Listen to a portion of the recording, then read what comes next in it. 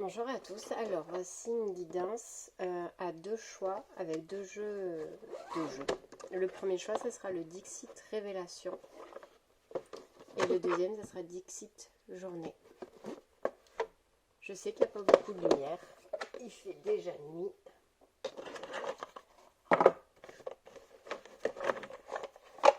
Alors, on va voir les messages. Donc pour ceux qui ont choisi le Dixit Révélation.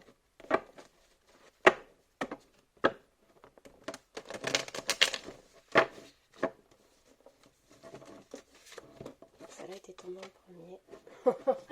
J'étais en train de bloquer la boîte. Je ne sais pas si vous allez voir.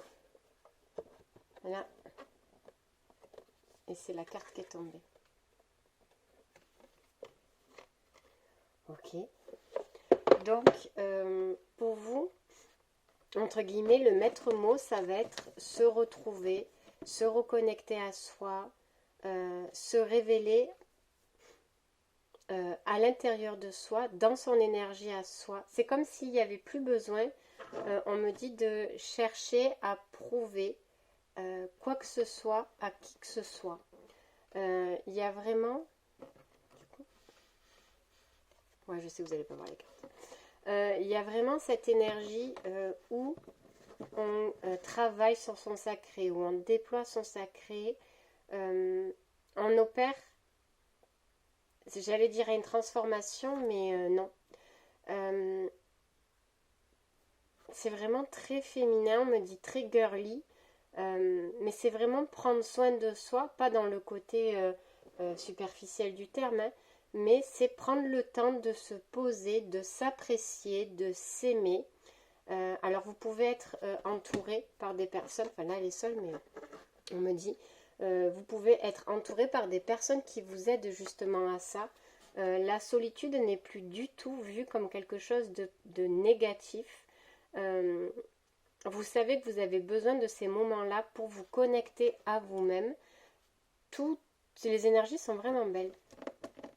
On laisse, encore celle-là, on laisse de côté le jugement et la peur du jugement et on s'en moque en fait et on s'en fiche. On n'a pas et on n'y prête même pas cas. C'est même pas qu'on s'en moque et qu'on s'en fiche, c'est que peut-être qu'avant on était beaucoup tourné vers le jugement et là maintenant on s'en fiche parce qu'on apprend à s'admirer. Alors je répète, toujours pas dans le sens négatif du terme, mais on prend conscience de soi, de son corps.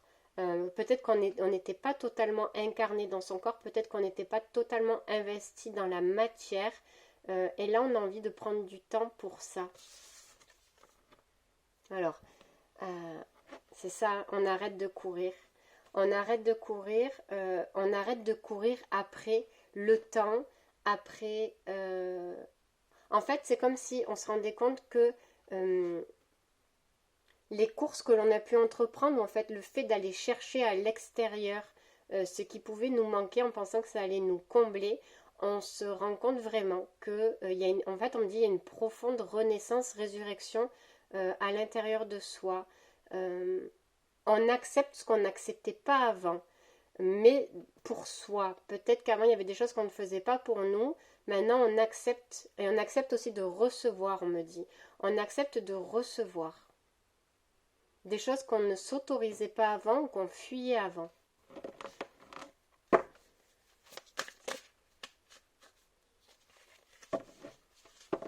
C'est vraiment ça. On se crée son paradis sur Terre, en fait, son jardin d'Éden. On est vraiment... on se rend compte qu'il y a des choses qu'on fleurit, il y a des choses qui sont en cours de gestation, il y a des choses qui sont en cours de maturation. On suit un peu plus le rythme de la vie. Et on s'épanouit en même temps que le rythme de la vie. C'est très joli. Il y a cette notion de profiter bien plus du moment présent. Il y a cette notion de bien plus profiter du moment présent. Il y a cette notion d'être au clair avec soi, tout simplement. D'être au clair avec soi. On se met vraiment... on lève beaucoup de voiles, on lève beaucoup d'illusions. on accepte de se voir tel que l'on est réellement, on accepte nos parts de vide, on accepte nos parts rigides, on accepte nos parts... en fait, on accepte tout un tas de choses, mais on comprend que c'est pas une fin en soi et qu'on peut toujours évoluer dans le sens où l'on souhaite faire évoluer certaines choses de nous, qu'il n'y a rien qui nous oblige et tout ce qui nous paraissait être insurmontable, on se rend compte que parce qu'on est dans cet état d'esprit-là, on s'ouvre des voies. Vous voyez, celle-ci, elle est à l'endroit, mais elle est tombée à l'envers. Ces deux personnes vont à la recherche du trône, en fait, du pouvoir, et là, elle est tombée renversée. C'est plus quelque chose. En fait, c'est comme si le pouvoir à l'extérieur n'avait plus aucun sens, bien sûr que d'être toujours en recherche de pouvoir, de se prouver aux autres ou à soi à travers l'extérieur. Bien sûr que ce sont des conséquences de blessures, mais là, on se rend compte que le pouvoir à l'extérieur ne vaut rien tant qu'on n'a pas le pouvoir d'être connecté à soi. C'est très très beau.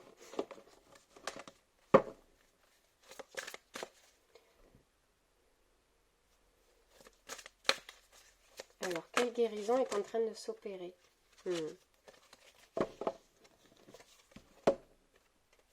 C'est vraiment ça, hein, tout ce qui est illusion. Il y a de grosses guérisons qui sont en train de s'opérer.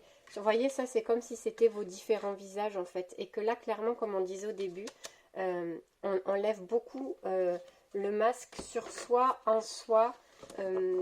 Et en fait, on accepte nos faces de nous. On se comprend qu'on s'est construit avec certaines faces de nous qui n'étaient pas nous. On comprend qu'on a dissimulé aussi des facettes de nous.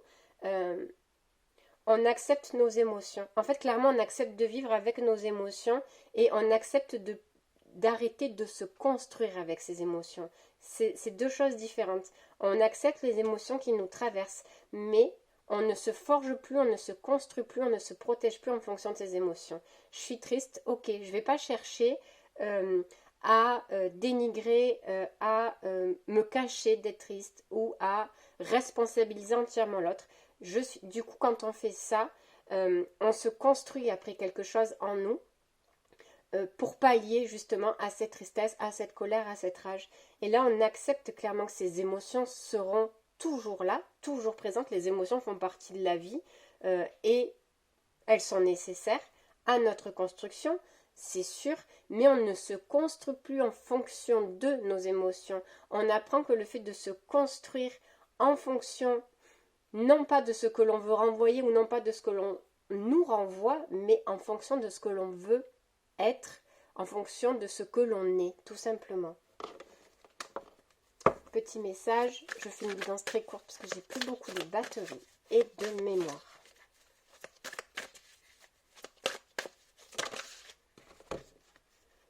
On va prendre la première. Il y a vraiment...